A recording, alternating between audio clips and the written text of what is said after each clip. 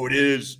It is. Donno Daily here on a Monday on the 5 Reasons Sports Network, 5R YouTube, 5R Live. We are streaming live.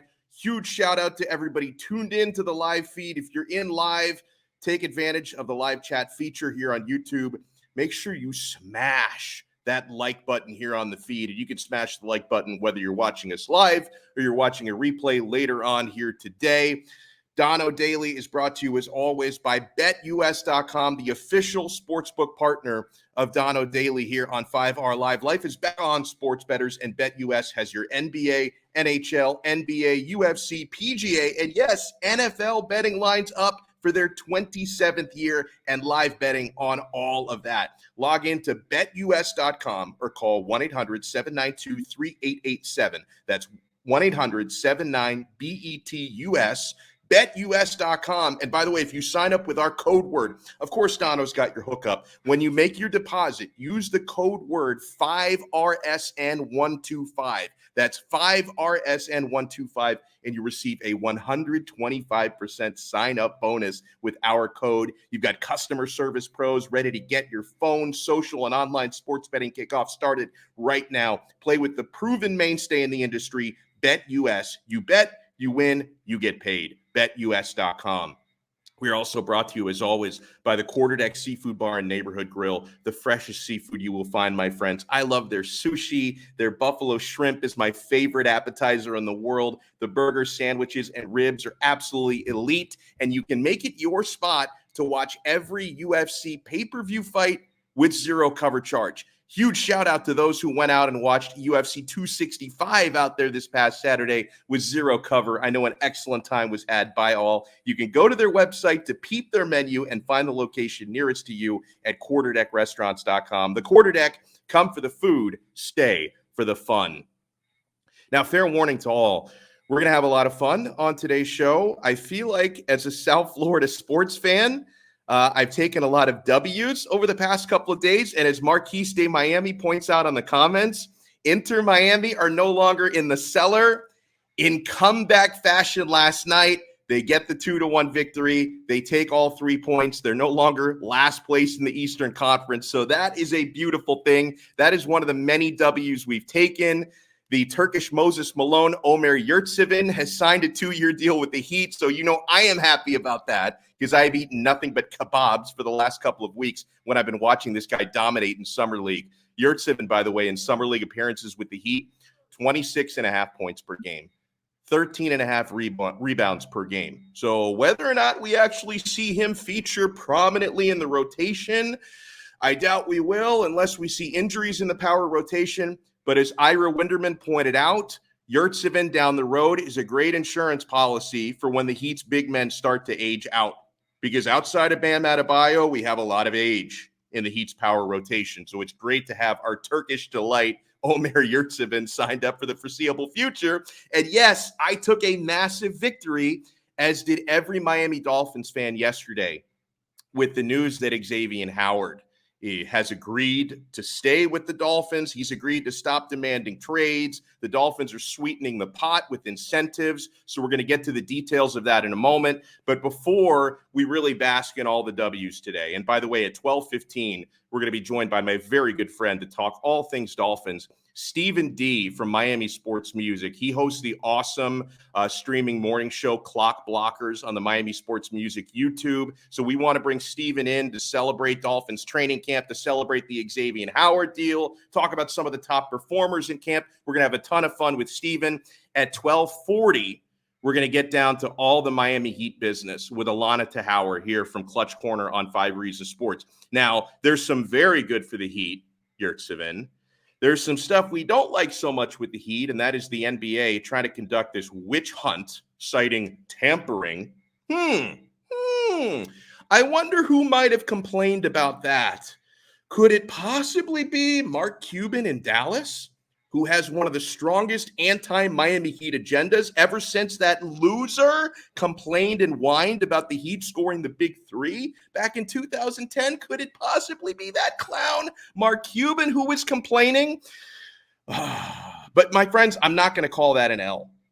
I'm not going to call that an L because at the end of the day, I do not believe they're going to void the Lowry deal. Maybe they'll try to hit the Heat with a sanction like taking away a draft pick or a fine. I'm not even convinced something that bad is going to happen. So I think for the Miami Heat, the W's outweigh the L's right now, but we have a lot of business to get down to with Alana Tahauer. But before we get into all of that fun stuff, I want to send my deepest condolences and pay my respects to the late, great Bobby Bowden, who passed away over the weekend. 33 years as Florida State's head coach. You guys know I'm a Miami guy. You know I am a University of Miami lifer. I'm an alumnus of that school. I've been cheering for Hurricanes football since I was old enough to understand what college football even is. And yet, throughout my lifetime as a Miami football fan, I have always had nothing but respect for Bobby Bowden. That man was pure class. One of the few rival head coaches that I never had any issues with. I never hated the guy, never spoke badly about Bobby Bowden. I always respected Coach Bowden, and I was so sorry and so saddened to hear about his passing. I know a few weeks ago we got the heads up that he had a terminal illness and he didn't have long left, but it still hit me like a ton of bricks when I found out that the coach passed away. There are a lot of, over the years, a lot of Florida head coaches I have despised, right? The Spurriers, the Urban Meyers. There have been Florida State head coaches since Bobby Bowden that I have not respected. Jimbo Fisher is an absolute chooch. Willie Taggart was in over his head. Mike Norvell seems like an absolute clown. But Bobby Bowden was always a guy that I respected. And a friend of mine who's also a viewer, Marla, I was texting with her the other day about Bobby's passing, and she made an amazing point that, Coach Schnellenberger recently passed away. And I guarantee you that Coach Howard Schnellenberger and Bobby Bowden are going to be reuniting in heaven and reliving some of those great rivalry games and really talking shop about the way things went down in the early 80s between Miami and Florida State. So rest in peace to Bobby Bowden. The world lost a really, really good one. All right, so I want to shift more to the fun. And let me bring in Sean Stanley, who's always working tirelessly behind the scenes. I hope Sean had a great weekend. And Sean, I know you were there in the stadium to bear witness to Inter Miami's come from behind victory, plus all the other W's we've talked about as far as South Florida sports are concerned. So I hope you're doing as well as I am, sir. How are you? I am doing fantastic. The referee could not take away the victory last night from Inter Miami. And thankfully, we got the win. Indiana all the way. Yes, sir. Yes, sir. Oh, man. So I want to get down to some of this Xavier Howard stuff. And first of all, I was really annoyed Friday afternoon. This tweet came out shortly after we got off the air on Friday. Sometimes Mike Florio from ProFootballTalk.com, I just want to punch him in that very punchable face of his. Now, overall, like this guy, he's obviously one of the best, NFL minds and media guys in the business because his website, like they have stories posted like every 30 seconds, so you don't miss anything going on in the league. He breaks some stories time and time again. So I respect Mike Florio for the most part, but sometimes I just want to punch him right in the nose. So Mike Florio on Friday tweeted out about Xavier Howard and this was before we got the resolution, which came on Sunday. So on Friday, Mike Florio tweeted out, Dolphins created this mess, he said, this mess, by signing Howard to a 6-year contract that looked like a good deal on the surface, but that quickly turned bad as the player ascended through 2 more seasons. So hold on, Florio, you're saying the Dolphins created a quote-unquote mess by, at the time, giving him the richest contract in the history of his position, he agreeing to it and have no issues signing it. And then, by the way, the season after he signed the deal, he only played in 5 games, got injured for most of that year, and was arrested for domestic battery. And after only playing in 5 games after signing that big deal, did Xavier Howard give a cent of that money back? No, he didn't. Not that he had to or the Dolphins were entitled to it, but he signed the richest contract in the history of position.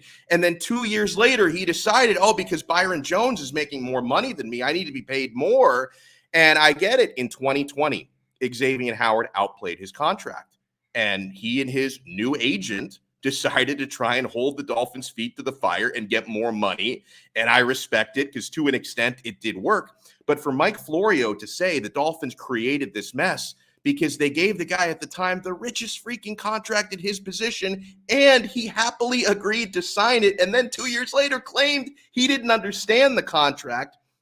I can't understand how Florio is blaming the Dolphins for this. Like, I can't understand how he blamed the Dolphins for this. And so Florio and a lot of folks out there really had doubts that Miami could clean the situation up. I saw it. Oh, because X has demanded to be traded. The Dolphins are now going to get lowballed and screwed, or he's not going to be happy and he's going to hold out. By the way, to Xavier's credit, he didn't technically hold out. It was more of a sit-in than a holdout. Now, he did miss several practices due to what was described as a minor ankle injury, which I'm assuming that minor ankle had probably more to do with sorting out the contract situation than it did with him actually having an injury that didn't allow him to play. But I got to tell you, man, big kudos to Brian Flores. Now, I know in these cases, you tend to give a lot more credit to the general manager and the front office than you do to the head coach because, Flores is not Belichick, where Belichick is the guy essentially working the deals in New England. But I give a lot of credit to Flores because it's very apparent that the communication between head coach and player was absolutely paramount in this case, that Flores was in constant communication with X. And even though it's not necessarily Flo's job to be throwing out numbers and dollar figures, Flores was essentially serving as the liaison between the front office and Xavier Howard because day to day at practice, Flores has a lot more access to that player than the front office members do. So I think he was the one who really helped cooler heads prevail in this situation. And then as far as the front office, guys, I look at the terms and the quote unquote concessions that the Dolphins made to get Xavier Howard and his agent happy again. And all of this stuff seems completely reasonable to me. I think this is a W for both sides. Like, very rarely do you see a player successfully get terms of his deal renegotiated with 4 seasons left. In fact, I don't think this has ever happened before. I think this is unprecedented to change the terms of a deal with 4 seasons left in it. And yet, I look at what the Dolphins gave up. I don't think it's too much, and I don't think it's unreasonable. So much of it is incentive-based. And then I look at what Xavier Howard got, and I say, you know what? Very rare situation where this looks like a W on both sides, that both sides get to be made happy without giving up too much. So Ian Rappaport was all over the details of what the Dolphins are giving to Xavier Howard to make this situation whole again. He tweets out, what did Xavier Howard get? $1 million Pro Bowl incentive. So he makes the Pro Bowl again. He gets 7 figures for that. $3.5 million in additional incentives, rescinding all minicamp fines. Remember, they fined him for missing minicamp. So you wipe the slate clean on that. He doesn't have to pay for that. The max he can make for this coming season, 2021, is $16,285,294. So we don't need to hold any bake sales for the guy. He'll be able to feed his family. He's going to be okay. Then Ian Rappaport continues. For 2022, X gets $500K in per game roster bonuses and $100K in workout bonuses moved to base salary and guaranteed. So those bonuses get fully guaranteed for him the following year. The full amount for 2022 of $12,975K is injury guaranteed with conversion to fully guaranteed the first day of the league year. More for Xavier Howard, he writes. Now $6.775 million of his 2022 salary is fully guaranteed at signing. Plus, he got assurances they will renegotiate a new deal in late February or early March in line with the market based on health and 2021 performance. So I think that's the one part of it, that last part. The idea of renegotiating it next year is the one thing where it's like, okay, I hope we don't have to do the same song and dance again, right? That I hope a year from now, we don't have to go back to the table, but as for right now, all of this is reasonable. Xavier Howard deserves to make more money based on performance from last year. And I don't think the Dolphins gave up too much because so much of this is incentive based. So I really like it. All right, we're going to go out to the guest line for the first time today and bring in a very good friend of mine. And this guy, he is a human content machine. and he loves him some Miami Dolphins. And that's why I love me some Stephen D from Miami Sports Music. He hosts the great morning show, Clock Blockers. Of course, Steve is always representing the Dolphins. I've got to represent Bitcoin today because we're in a little bit of a pump today. Oh, the X-Man shirt. Dude, that is some merch right Come there. on, man. Thank you for having me on, man. I'm super excited to be here.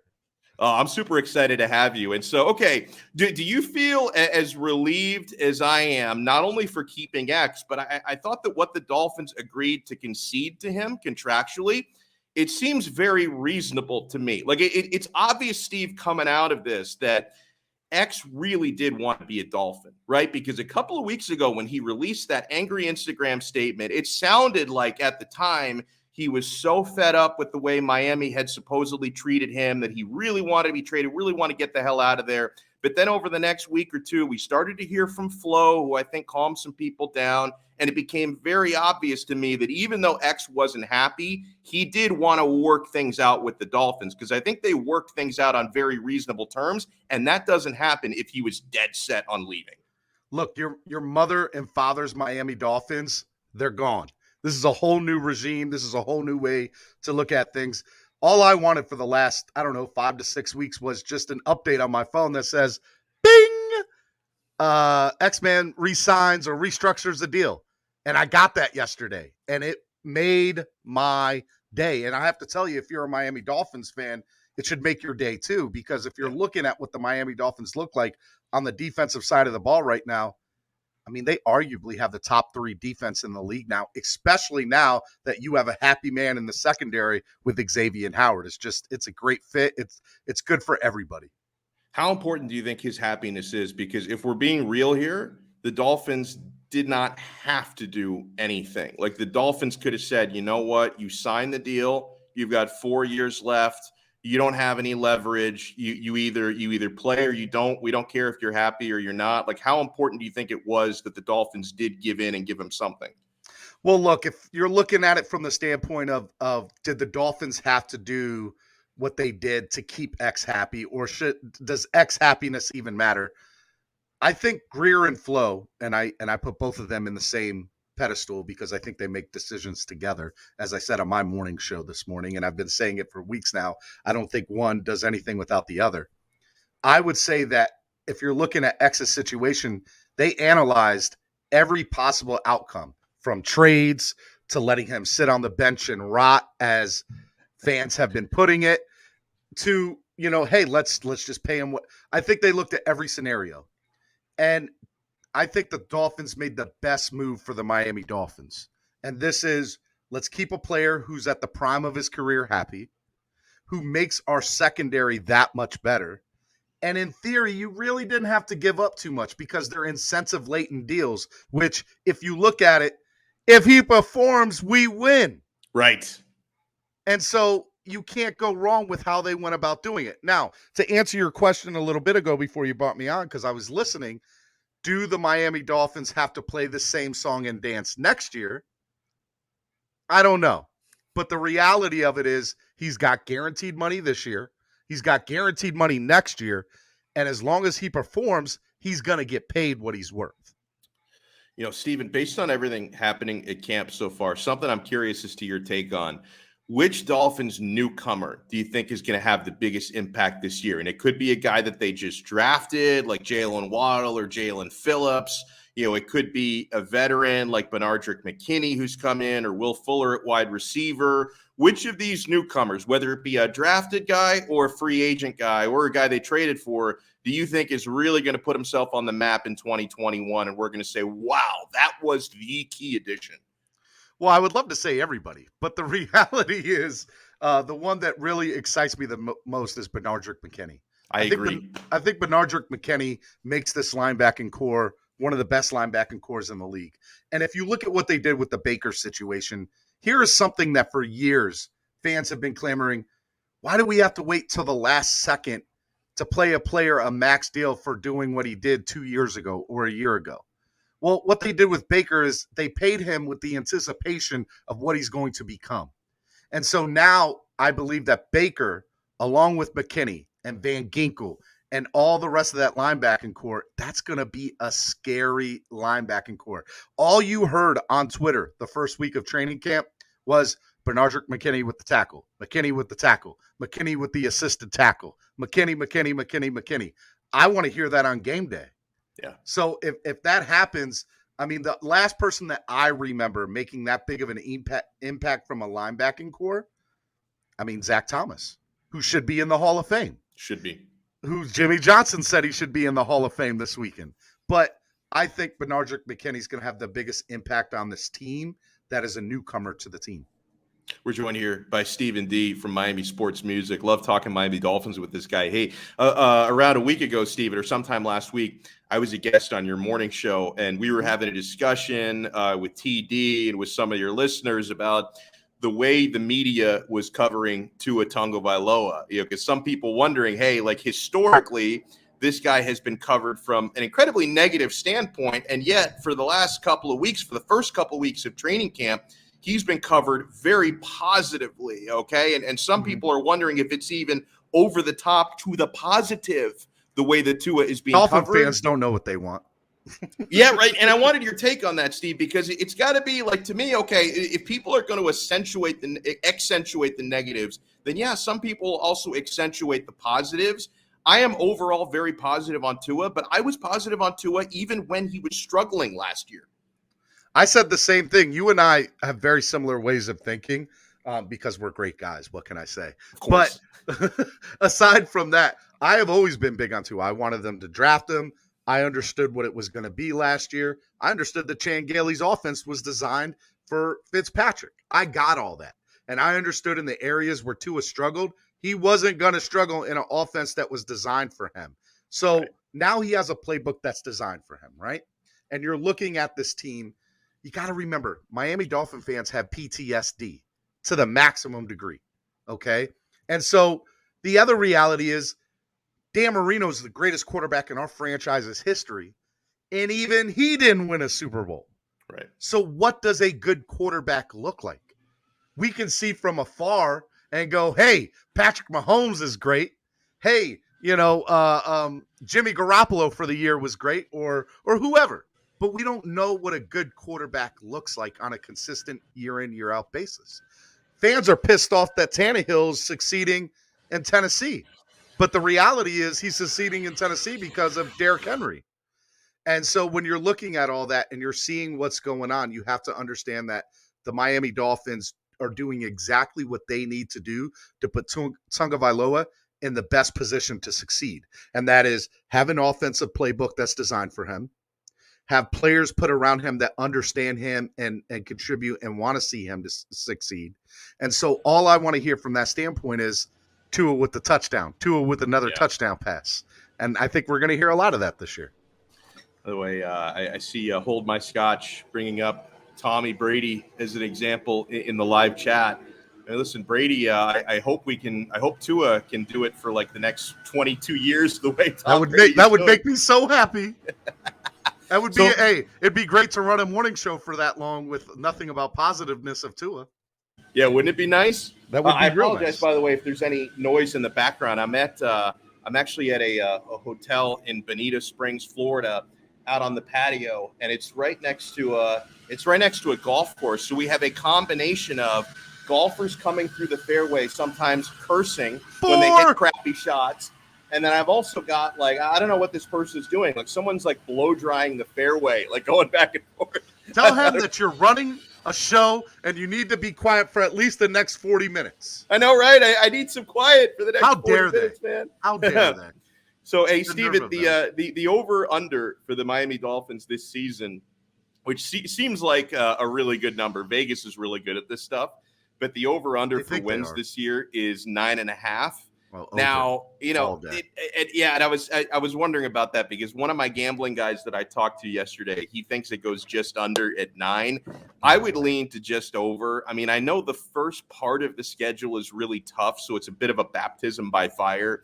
It eases up after that. I do think Tua is going to be considerably better in 2021 than he was in 2020, where he still, what did he go, 6-3 as a starter the first season. And I still think overall as a quarterback, he's going to be considerably better. And let's not forget, there's an extra game on the calendar this year. So I think they can win 10 out of 17 this year after winning 10 out of 16 last year. I have said on my show and on my platform at Miami Sports Music on Clock Blocker's #1 morning show, go check it out on Miami Sports Music Podcast Network on YouTube. If you haven't done so already, every weekday morning at 8:30. Shameless plug. Shameless plug. Yes, hit that like button if you're watching right now. I said 13 wins. I think this team is capable of 13 wins. And here's why. Let me tell you why, Alex.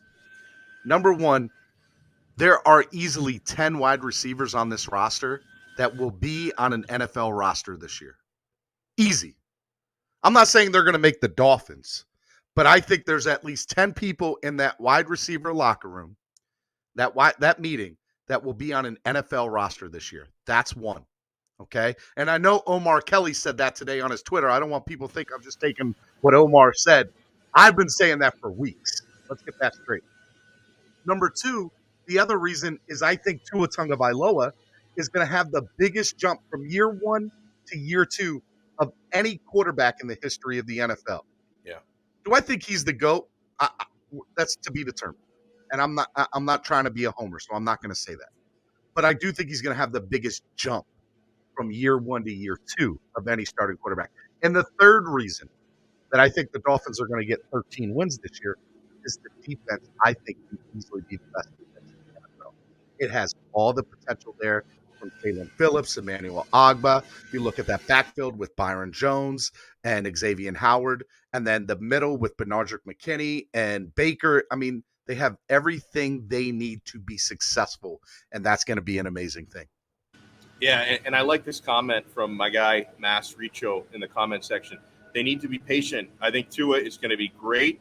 Need to surround him with the right pieces bit by bit. Fans need to be patient. And that's exactly what they're doing. I mean, I think that they've at least slightly upgraded the offensive line, and there are a lot of young pieces on that O-line who are going to get better. There's no question they've upgraded the receiving corps. I mean, you go out, you draft Jalen Waddle, who's an absolute freaking burner. You sign Will Fuller, who's an absolute burner. You know, and you're going to depend, obviously, on hopefully health of a guy like Devontae Parker. Albert Wilson has been a revelation in the early part of training camp. So his name has come up so big. The biggest question, I didn't mean to interrupt, but the biggest question for me, one of the biggest questions was, how is the healthiness or the health of Albert Wilson and Preston Williams going to be to the locker room of the wide receivers? And all I have heard this entire training camp, besides Benardrick McKinney's name, is Albert Wilson's name. So that's good news for me. You know, something else we touched on a little bit before you hopped in was so much of just the negative coverage about the Xavier Howard situation before the Dolphins resolved it. Like, I got this tweet that really annoyed me from Pro Football Talk. Dolphins created this mess, said Mike Florio, by signing Howard to a 6-year contract that looked like a good deal on the surface, but that quickly turned bad as the player ascended through 2 more seasons. So, Mike, you're telling me you're going to blame the Dolphins for, at the time, making him the highest paid player at his position, signing him to a contract that he happily agreed to sign, even though he later claimed he didn't understand it. But I don't understand how that's the Dolphins' fault. Player happily signs 6-year extension, and yet the Dolphins get blamed for that. I think if you look at it any which way to Sunday, number one, nobody's ever encountered a player doing what Xavier did. Xavier signed a contract, got the bag, and then asked for more money to get more bag. Okay, so that's never been done with somebody 4 years left on their deal the way that he did it. That's one. Number two, when you normally see this type of thing back and forth between player and team, it doesn't usually end well. It doesn't. No. And so if you're looking at it from that standpoint, I want to give props to everybody involved. Number one, the Dolphins stood their ground and were nothing but professional the entire time. Even when X came out and said something, all you heard from Flores is, we want X here. X is a big part of this team, and that's how we're doing it. And then if you look at it from the standpoint of the player, he went to them. He asked for what he wanted. The Dolphins weren't budging. So he went to the route that he went and thought was professional, which I think he did. Yeah. He said something in an Instagram post. He was able to think about it. It was a clear, concise statement of, this is the issue, this is what I want. And the Dolphins aren't giving it to me. So then it goes back into the Dolphins' court, which again is why I said a little bit ago, you look at Greer, you look at Flores, they thought of every single scenario, every possible outcome of this. And this was the best outcome because I believe Xavier Howard showed up to training camp. Yeah. He was in the team meetings. If you saw him during this whole ordeal, he was interacting with Byron Jones and all the players. And all the players in there were like, we love Howard. Howard's a big part of this team. We want him here. He's going to help us win. You never heard anything negative from any of the sides except when Howard said, I feel disrespected. And that's his prerogative. That's his perspective. And the deal got done. And the Dolphins didn't have to give up anything, in my opinion. Thank you. And that's why I think this resolution is such a W.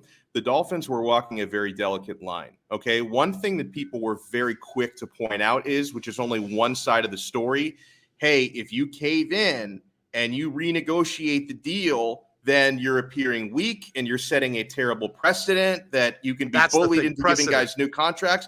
But people talk about that precedent. But then, Steven, I think there's another precedent that fans don't talk a whole lot about is, do prospective free agents view the Miami Dolphins as a team that's going to do right by their players? Because that's also important, especially, when you're in a team like Miami that automatically is an attractive free agent destination because everyone wants to play and live in Miami. Hell, I mean, a lot of guys who don't play in Miami still choose to live in Miami. They keep their off-season houses and stuff, but people still want to move full-time and play in Miami. I think it's also very important, and I had to bring this up with the Dolphins because Heat fans bring this up all the time, and rightfully so, because Pat Riley goes out of his way to try and really take care of his veterans. I mean, look at the key to the city he's given to Udonis Haslem. That guy can be on the roster till he's 55, 65 years old if he wants to. Riley loves setting this precedent of, we want every player in the league to know the Miami Heat organization will take care of you. Have they been perfect with that? No. You can give them some blame. Right. You can give them some blame for the fallout with Dwayne Wade when he originally left for Chicago. So I'm not saying the Heat, but they made that right. They did make it right. So Riley always goes out of his way to let players around the league know this team will take care of you. This franchise will take care of you. So that's something the Dolphins have to think about as well, right? And I think that the reason why the resolution with X was pretty much perfect is, as we've talked about, they didn't completely tear up and throw out the deal, right? So it wasn't like a complete cave. They gave him bonuses, mostly incentive-based, which made him happy. So they didn't set the guaranteed money, which pretty much as long as you're playing and healthy, you're going to get. Exactly. So I thought that the Dolphins did right by X without going crazy. And, the whole precedent thing, I think that argument is, as we've talked about before, and you actually convinced me of this a couple of months ago, the whole precedent thing can get a little bit blown out of proportion when you're talking about a guy who's the best player on the team, arguably, and arguably one of the best at his position. Best player at your position. I said what I said on my platform as well as yours. If I'm a player and I want to renegotiate a newly signed deal within the last year or two, and I walk into my GM's office and I say, I want to redo my contract. I deserve more money.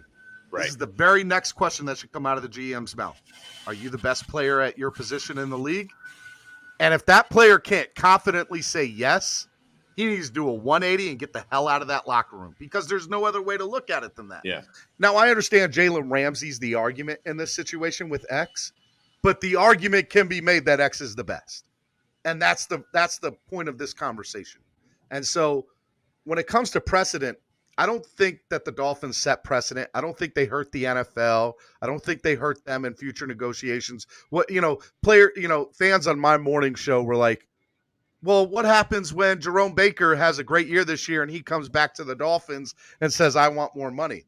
I said, and this is my thought, I think the reason that Baker signed that contract or got to sign that contract is the Dolphins went to him and said, hey, we're going to pay you now, but you need to take care of us in the next couple of years and not ask for more money. And that happens a lot too. That happens a ton. Well, huge thanks, man. I cannot thank you enough for taking the time. You want to make sure you follow him on Twitter. Those watching the video can see the handle. I'll spell it out for those listening. back to the replay, not watching, at Stephen DSKPL, and that's Stephen spelled STEPHEN, at Stephen DSKPL. Check him out on Miami Spread Sports kindness, positivity, and love. And by the way, guys, go check out Clock Blockers every morning, 8:30 a.m., right on the Miami Sports Music YouTube channel, Miami Sports Music Podcast Network. And Alex, my birthday's on Friday, man. We're having No a big way. morning show. Dude, you need to come I'll on stop by for like for 5 sure. or 10 minutes and just say hello. Yeah, I love it. Well, happy early birthday. I'll wish you the real thing on Friday. Steven, thank you so much, sir. Enjoy the rest of your day. I love 5 Reasons Sports. You guys are great. Thank you. Awesome stuff, man. What a good dude. What a good dude. And I really wanted to get that out there, and he helped me make the point on why I think that this Xavier Howard resolution was so perfectly done by the team and by the player. It's a double win for the Dolphins because they got to make X happy by rewarding him for a great season last year, a tremendous season, 10 interceptions, best player on the team, arguably the best at his position a year ago. The Dolphins rewarded him for that, but they didn't do it in a way that they completely tore up the contract and gave him crazy money, thus setting that precedent that all the fans are afraid of. But yet they also send the message to other prospective Miami Dolphins, potentially free agents out there, that the Miami Dolphins are an organization that will do their best to take care of their players. So I thought that this was really, really well done. Ryan writes, the best cover corners don't get the opportunity to intercept 10 balls. They're generally avoided. That was the case with X. Jones and X worked together, and one without the other would not have worked. I agree. Now, I think they could still be and have been fine without one another, but that is a true partnership. That is a true partnership because he's right. If Xavier Howard was the ultimate cover corner, would not have been targeted enough times to make 10 interceptions last year. So that point is very, very well taken. I got to throw some love to De'Aaron King and to the Florida Panthers. You're probably wondering, how are the two of those things related? So De'Aaron King, Miami Hurricanes quarterback, has signed an NIL deal to endorse the Florida Panthers. This to me is so freaking cool. And I was completely reminded by Sean Stanley because I totally forgot about this, and this has only been about a month, but it's amazing how time flies. About a month ago, July 7th, the Florida Panthers had tweeted something out kind of calling, college athletes who are looking for NIL deals to contact them. I think he's pulling up the tweet. Here it is. I totally forgot about this. Are you a collegiate student athlete in South Florida? Let's chat all things name, image, and likeness. And then sure enough, a month later, the Florida Panthers announced they're partnering with De'Aaron King. De'Aaron King is getting that bag. Like, he is taking full advantage, as he should, of these name, image, and likeness opportunities. And I got to tell you guys, I can remember going back to last holiday season, right? Shortly before the bowl game, before he got injured in the bowl game, when De'Aaron King made the announcement that he was coming back to Miami for his final extra year of eligibility. Because remember, every player gets an extra year of eligibility if they choose to use it due to COVID-19 somewhat wrecking the season last year. So De'Aaron King exercised his opportunity to come to Miami and play a 6th collegiate season. And at the time, I remember a lot of people are saying, bro, what's wrong with this guy? You got an opportunity to go to the NFL, even if you're not a high draft pick, even if you're a 5'10" quarterback and there's no guarantee you make it. You go to the NFL, you get that bag, you get that signing bonus money, or you get that unrestricted, undrafted free agent money, I should say, the UFA money. And I can remember sitting back at that time and saying, hold on. Name, image, and likeness is coming. NIL is coming. And a guy like De'Aaron King, honestly, I have very little doubt that this gamble is going to pay off for him financially, because I don't feel bullish about De'Aaron King's NFL prospects. I don't. I know short quarterbacks have made it before. They're the exceptions to the rule. You can say all you want to, De'Aaron King is going to be Russell Wilson. You can say that all you want to, and I hope he is, because if that's the upside, I love that young man, and I want to see him succeed. The reality is, I think he's more than likely to be a career backup at best in the National Football League. So for him to have this opportunity to sign lucrative endorsement deals, he's got his own NIL agency. He signed with the Wharf, Of course, he, like every player on Miami, are getting a stipend from American Top Team, and now he's a spokesman for the Florida Panthers hockey team. Maybe some of these free agents the Panthers are working to sign, he can help them get some of these deals done. Honestly, I think De'Aaron King is doing better marketing-wise, and I don't have the terms to all these deals he's signing, but he might even be doing better financially than he would have as a fringe rookie in the NFL this season. So the gamble for him absolutely paid off. We're going to bring in a show favorite who's going to join us and talk some Miami Heat basketball. She is the first lady of 5 Reasons Sports. She's going to be, I think, a weekly fixture with us here on Daily Donno, and we love it. From Clutch Corner, Alana Tahauer is with us here on Daily Donno on 5 Reasons Sports. Alana, I've got nothing but smiles today, even though the NBA is trying to hit us with tampering nonsense. I'm just so glad. I'm just so glad Yurtsevin is in. I mean, how key was this to lock him down? No, I think the fact that fans were as excited as they were tells us everything.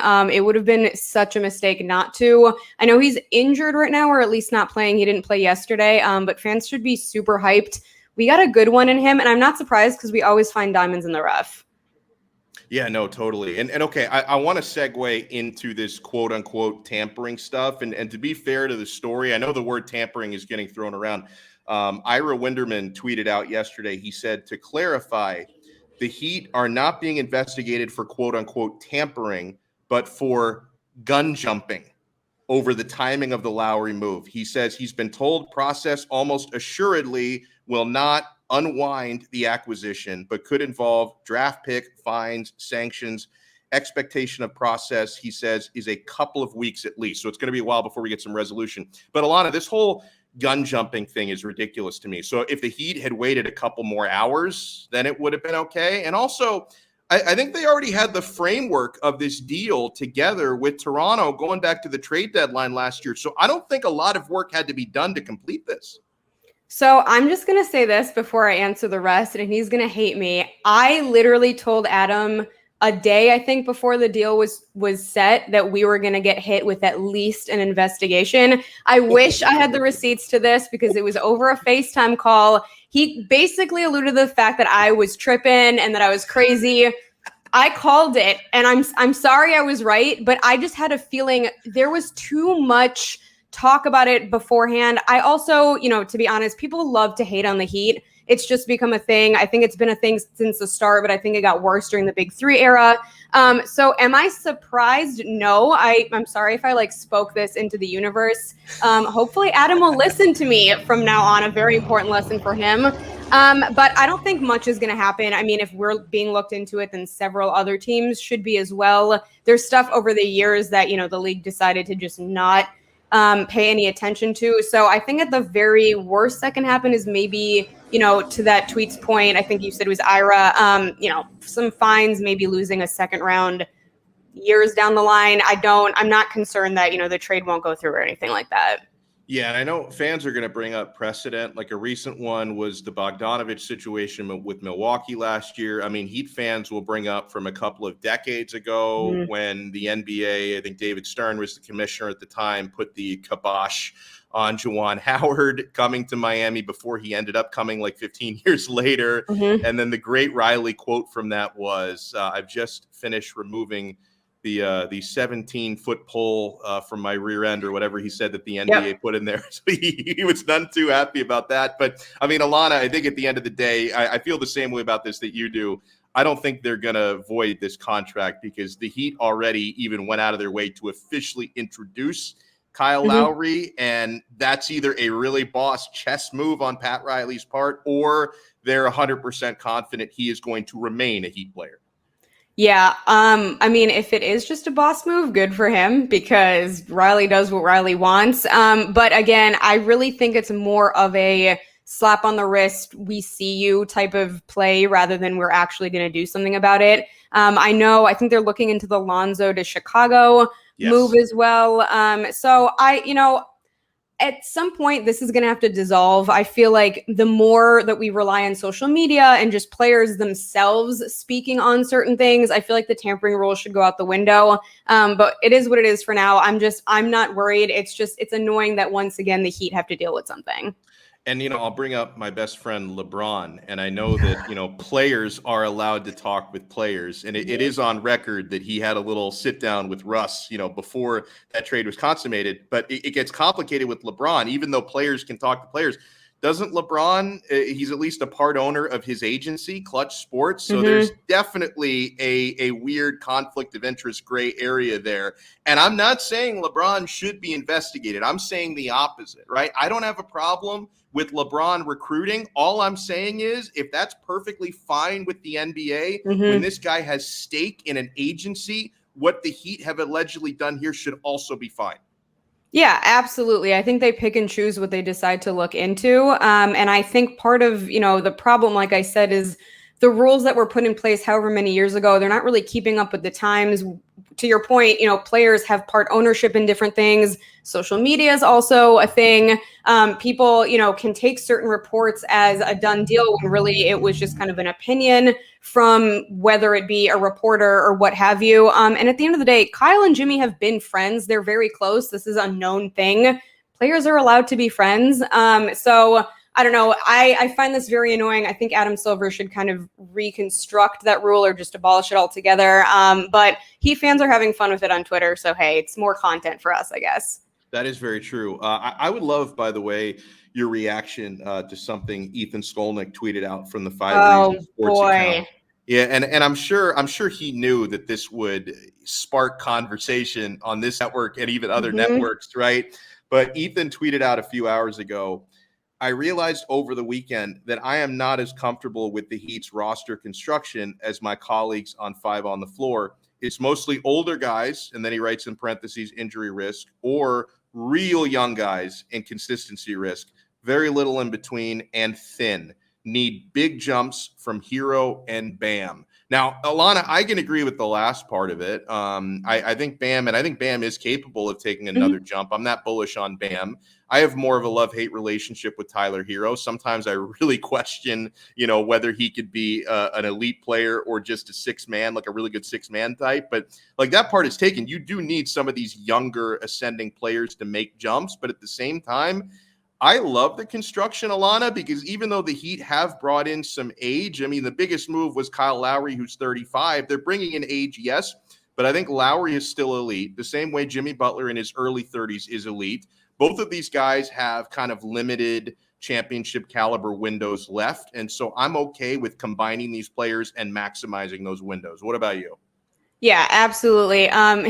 He actually, before tweeting that, kind of started talking in our, private Twitter thread for the Heat side of things. And I literally was like, this is not the negativity I need on a Monday morning, Ethan. I definitely don't agree with him. I'm super excited on this roster. I think there are going to be voids. I think it's going to take time for chemistry to build. You can't overlook the age. It exists. It's something to be aware of.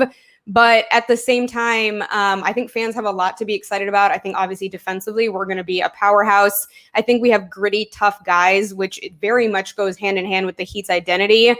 He's definitely right about Bam and Tyler, but I think that would have been the case regardless of who we brought on. So I actually quote tweeted him right before jumping on here, basically saying that the rest of the network's opinions do not need to go hand in hand with Boss Man's, because a lot of us don't agree with him. So, I don't know if Ethan just woke up and had this come to moment this morning. But no, I definitely don't agree. And hopefully he's wrong.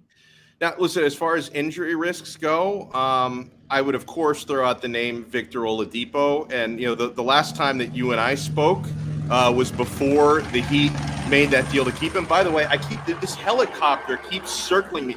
I feel like Ray Liotta. We're coming to get you today. Yeah, no, I feel like Ray Liotta in that scene in Goodfellas where he's all on the cocaine, which I'm not, by the way. I want to make that clear. But he's all paranoid on the cocaine, and he's like, bro, I swear that the feds are there's this helicopter that keeps turning up. And then he's thinking, oh, it's probably nothing. And then it turns out, no, the feds were in fact watching. Yeah, I am Donno Escobar right now. Maybe they're coming after Ethan's take because it was so bad. I don't know. They're using you as a conduit for it. So I hope this chopper finds whoever that they're looking for, man. But let me bring it back to Oladipo. Now, I took a massive L when Riley re-signed him. And I say it took an L because Riley was right. I mean, at the price that they got him, which is a minimum prove-it deal, there is virtually zero risk in bringing Oladipo back for another year audition. Now, obviously, that is a player that carries injury risk and may not even be healthy enough to play until midway through the year. But, Alana, was that the right move by the Heat? Because even though I criticized it beforehand, I see no downside after they actually got it done.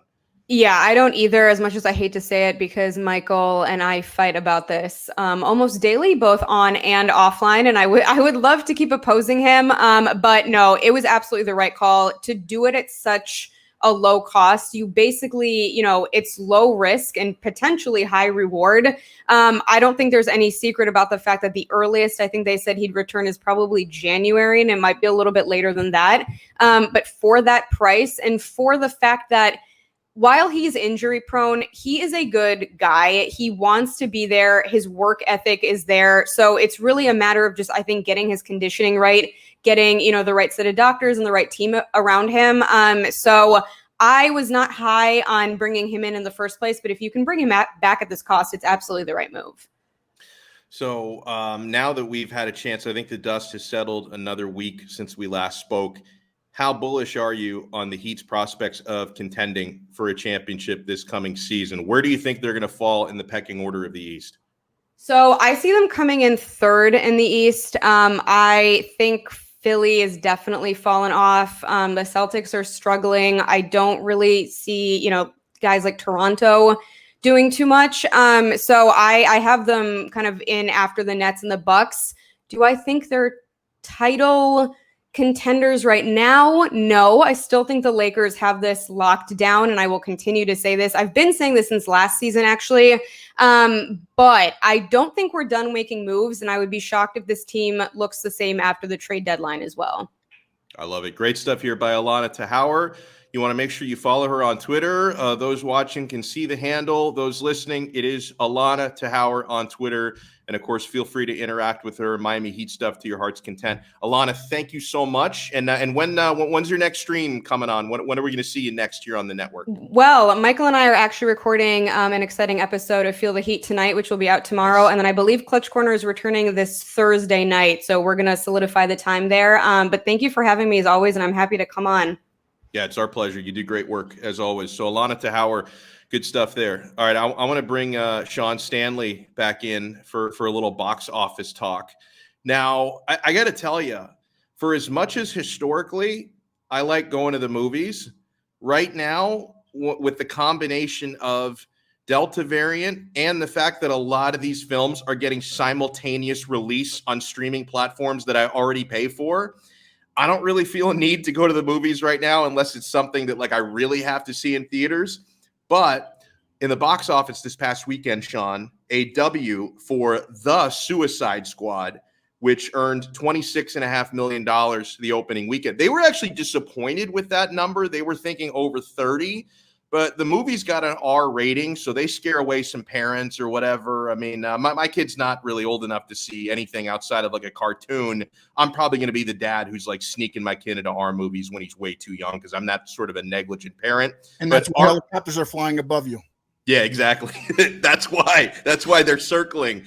But yeah, with the R rating and also the Delta variant is keeping people away from some theaters, I think. Not to mention the big thing for me, the Suicide Squad. I haven't watched it yet, but if I want to watch it, it's going to take me 30 seconds to fire up the film on HBO Max. I don't have to go to a theater and pay for a ticket for it. But Sean, let me make a shameful admission to you. And I made this on Twitter within the last couple of days. I honestly thought until I had a conversation with my wife about this film, because she keeps up with more of this stuff than I do. I'm usually just following crypto prices and Inter Milan news and South Florida sports stuff. I don't follow entertainment nearly as closely as my wife does. Until she set me straight, I honestly thought The Suicide Squad was just a re-edit of Suicide Squad. I thought they did the Snyder Cut thing. I really thought this is the same exact movie, just different editing, and they're trying to just milk us for money the way that Zack Snyder did with the Justice League re-edit. That's really what I thought it was. She had to explain to me it's a new movie. So let me ask you, if this is a completely new freaking movie, why is it not Suicide Squad 2? Why is it The Suicide? I was very confused by this. Well, The Suicide Squad would be different than Suicide Squad, right? I mean, I guess, but I mean, you know what? Yeah, You know what else drives me wild? Whenever like John Cena's in there, buddy. John Cena's in it. Yeah, I didn't realize he was in it until because I thought maybe they like photoshopped him into it after the fact. I didn't know he went how to he the got in there. premiere dressed in full getup. I mean, he was out there walking around, and I don't know why. I forgot what the name of his character is, but have you watched it yet? That's a WWE. Did you watch the movie? No, I have not. But I'm going to stream it on HBO, at least for the 30 days that it's on there, I guess. HBO Max, I think it's got it for 30 days. That's what they do with these movies. They release them for 30 days there. That's the thing. And then they're, so if you don't catch the first 30 days, then you go to the movie theater. It's like, why am I even going to go to the theater when I can just and like a lot of people, I don't know if you did the same thing. A lot of people did this. One of the things that I did like during the dog days of the pandemic when we weren't going anywhere was, the few dollars that I had to slap together, I upgraded my TV. Like I've got a 70-inch 4K. I actually would have gone bigger than 70-inch, but my wife just thought it wouldn't look good in the living room, and she wears the pants in the marriage, so I could only 70-inch was the biggest she would let me go. But yeah, I've got a brand spanking new 70-inch 4K Samsung TV in the living room. I can understand 15 years ago when our TVs were like 20 inches and there was no high definition and no 4K. Hell yeah. Well, let me go to the movie theater. Now you go to the movie theater, it's barely bigger than the TV you have at home. If you want the 3D glasses, that's like an extra $5. You want to buy some candy, it's like $15 for a box of Raisinets. Like, it's insane, dude. I can buy almost as much as a candy trip at to Disney CVS. nowadays. It's like a trip to Disney. Yeah, it is. It basically is. I love how Stephen D talking trash in the chat. What pants, Donno? But hey, you know what? My wife wears the pants in the marriage. I am wearing the skirt, I think is what I'm wearing in the marriage, man. It's Oh boy. man. Donno. This is daily stuff, getting to know about you there. Not wearing the pants in the family, huh? Yeah, absolutely. Is that on everything or just like on that's just certain issues, right? Parenting issues, financial issues, Right. All the main issues she wears. Home decoration issues. I think I only have dominion over the devices that I have password protected. Okay. It's something. I have dominion Maybe a over glimmer of hope. I have dominion over my phone and over my iPad. Everything else. Oh my goodness. Everything else I do not have dominion of. That might be her flying the copper to make you see what you're doing. Probably is. And by the way, Sean, as I've had throughout the show today, helicopters circling, angry golfers on the fairway. Like how much of this has been picked up audio wise? Like when the choppers were circling, were you worried about my safety? Yeah, I was, because I could see the copter actually fly through the area there right behind you. I could see the copter. It looked like it was kind of coming at you. I was going to tell you to duck, but I didn't want to interrupt the interview with Stephen D. It got really close at one point. So huge thanks again to everyone who took part today. Of course, Sean Stanley there, who you see, Manny Chang doing a tremendous amount of work behind the scenes and always kicking ass and taking names. Alana Tahauer for talking some Miami Heat basketball with us. Stephen D from Miami Sports Music for talking all things Dolphins with us. So, guys, if you missed any part of the show today, there's two ways you can consume it again, okay? Hey, if you want to watch it again or listen again, power to you. If you missed any part of it, you want to catch up, you can get our podcast feed. So we post these episodes. We're going to find a permanent home for it soon on iTunes and Spotify, etc. But we post all of these episodes on the Five Rings Canes podcast feed, which I do those shows weekly with Larry Bluestein. But if you subscribe to Five Rings Canes on Apple Podcasts, Spotify, all the major platforms, you can get these Donno Daily shows there as well. And of course, watch them back on YouTube, on the 5 Reasons Sports YouTube channel. Make sure you subscribe and make sure you smash the like button on these videos. It goes a long way to helping us finesse that algorithm. And guys, the most important thing is support our sponsors. I think more will be coming to the family soon. I mean, tomorrow we're going to have Terrible Take Tuesday brought to you by U Break Wheel Fix. Of course, we've got our official sports book of Donno Daily. We have betus.com. And guys, I cleaned up with my free play money over the weekend. I had a really good card betting UFC 265.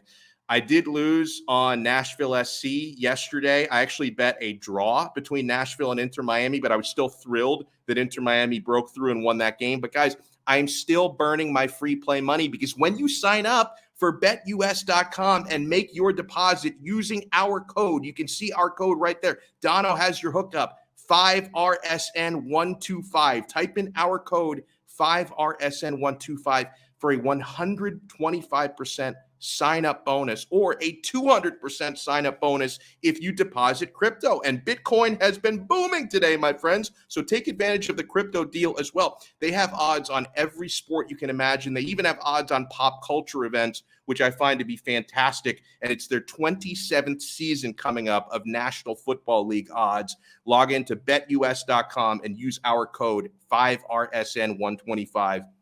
And guys, make sure you support the Quarterdeck Seafood Bar and Neighborhood Grill. That is my spot. The Italian beef sandwich is to die for. The burgers are amazing, the baby back ribs, and the seafood is so fresh. It's literally right out of the ocean, my friend. So check out the Quarterdeck Seafood Bar and Neighborhood Grill. If you want to find the location nearest to you or peep their menu, visit them on the web at quarterdeckrestaurants.com and stop by Quarterdeck for every UFC pay-per-view fight because they have them for zero cover charge. Congratulations to the folks who watched it for no cover charge. UFC 265 a couple of nights ago. Catch UFC 266, 267, 268, and so on at the Quarterdeck for zero cover charge. The Quarterdeck, come for the food, stay for the fun.